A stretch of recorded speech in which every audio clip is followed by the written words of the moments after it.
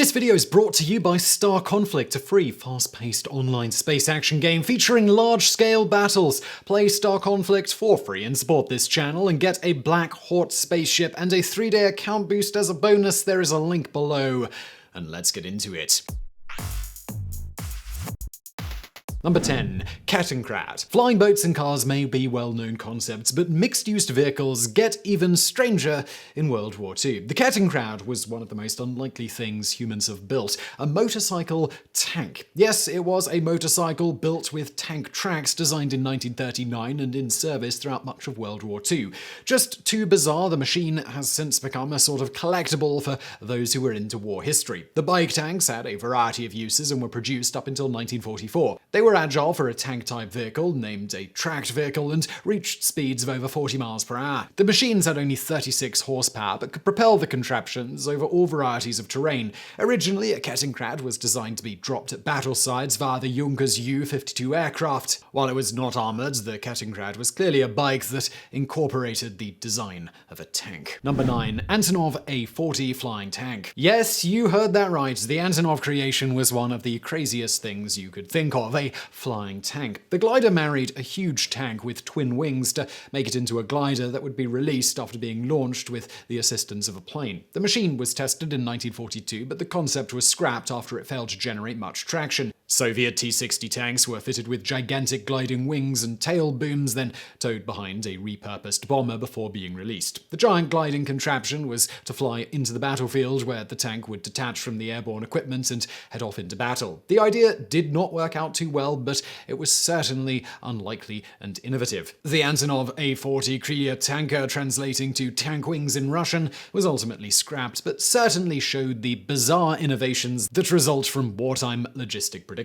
Number 8. Zveno-SPB. Russian flying aircraft carriers. Yes, seriously. Almost as weird as it must get. This was a Soviet monster plane that carried smaller warplanes known as parasite aircraft. These were released from the larger aircraft and indeed were part of an aerial attack in Romania. Following a history of Soviet work on flying aircraft carriers, the Zveno-SPB was deployed in 1938 and continued to be used against Germany on the Eastern Front until 1942. The huge carrier-fighter combination consisted of a Tupolev TB-34AM-34FRN as the carrier or mothership, with two Polikarpov I-16 Type 5 single-seat fighters mounted with struts under each wing. The bizarre missions met with a measure of success, achieving hits on a Romanian oil refinery aligned with Nazi interests in a bold daylight attack when regular bombing had previously fallen short of success. The planes were released by their carrier 25 miles out from the target and returned to base themselves. Even the formidable Messerschmitt Bf-109 was potentially vulnerable to this unique innovation. Two were shot down by Zveno-SPB mission fighters on additional sorties. These Zveno-SPB carrier parasite fighter sets are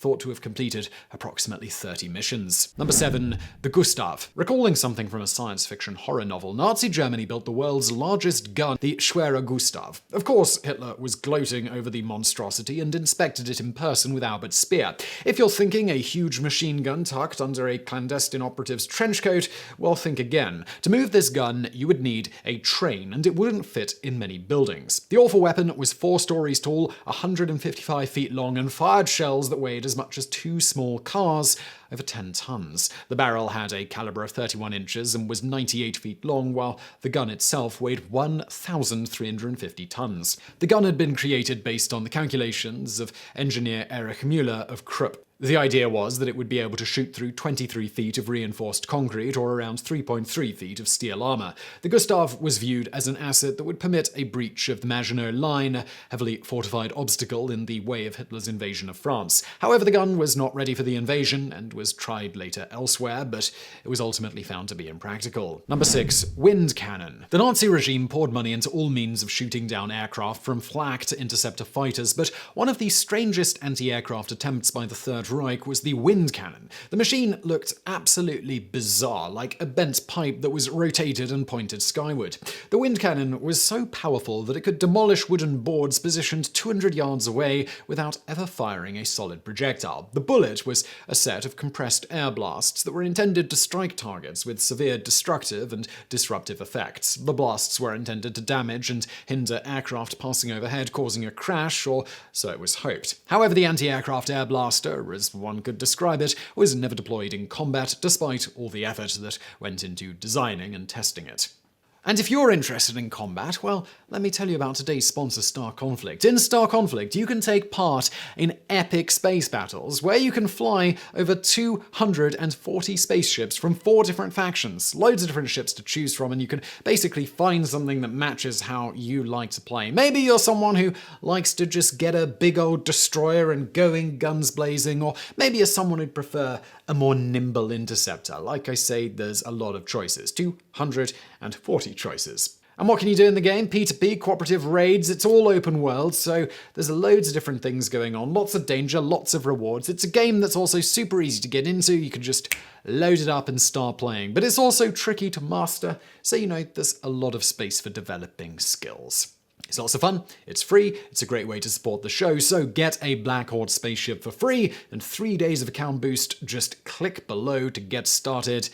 And let's get into the top 5. Number 5. Focke-Achgelis FA-223 Drache. A Nazi helicopter project might be the last thing on anyone's mind, but the keen military historian may be aware of an interesting German Air Force project to equip the Luftwaffe with helicopters. The Focke-Achgelis FA-223 was a project to equip Hitler's armed forces with hovering aerial capacity as the world's first wartime helicopter. The design was quite curious, with booms extending to each side like wings upon which a rotor was mounted. The 2 rotors, 39 feet in diameter each, offered a sharp contrast to the modern image of a typical helicopter with a centrally mounted main rotor. The name Drache translates to dragon in English. Heinrich Focke, the inventor of the helicopter, was directed by the German Air Ministry to focus on helicopter development and started Focke-Achgelis in 1937, working with aviator Gerd Achgelis. The helicopter could achieve 113 miles per hour and lift 2,200 pounds, making it suitable for cargo transport among its planned uses. Number 4. The Enigma. They are mysterious wooden boxes that look vaguely like a typewriter and fetch a high price when available for resale and purchase by collectors.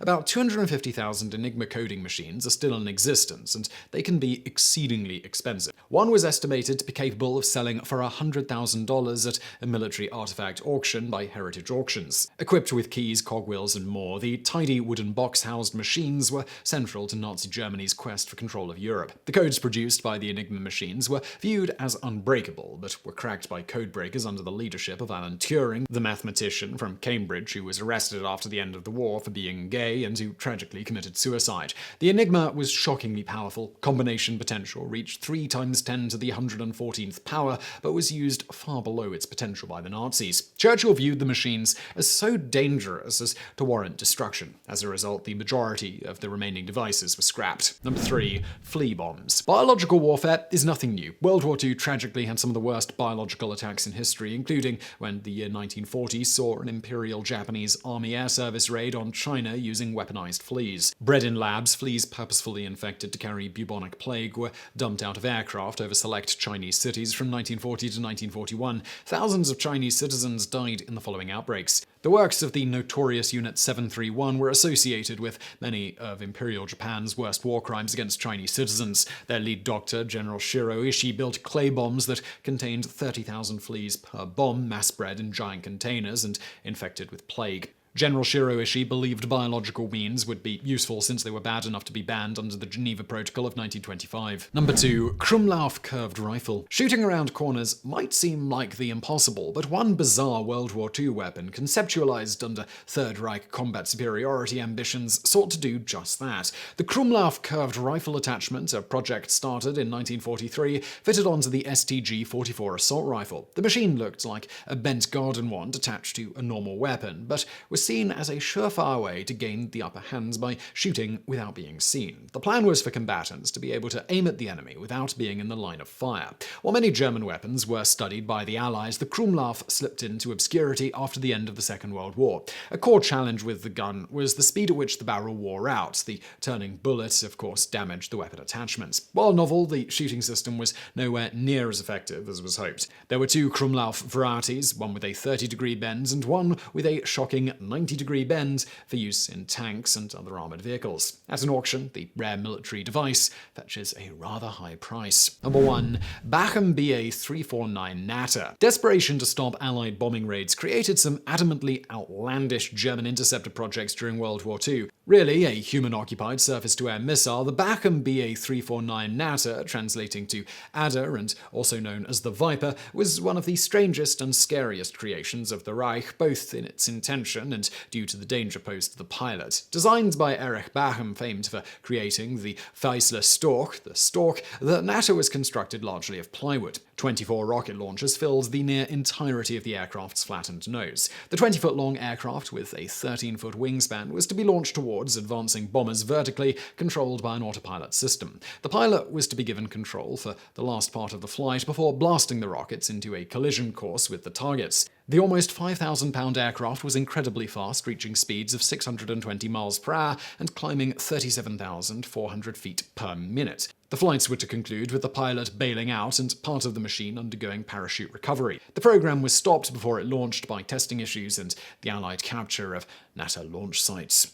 So I really hope you found that video interesting. If you did, please do hit that thumbs up button below and don't forget to subscribe for brand new videos just like this every day of the week. And please do check out our fantastic sponsor, Star Conflict, who are linked to below. And thank you for watching.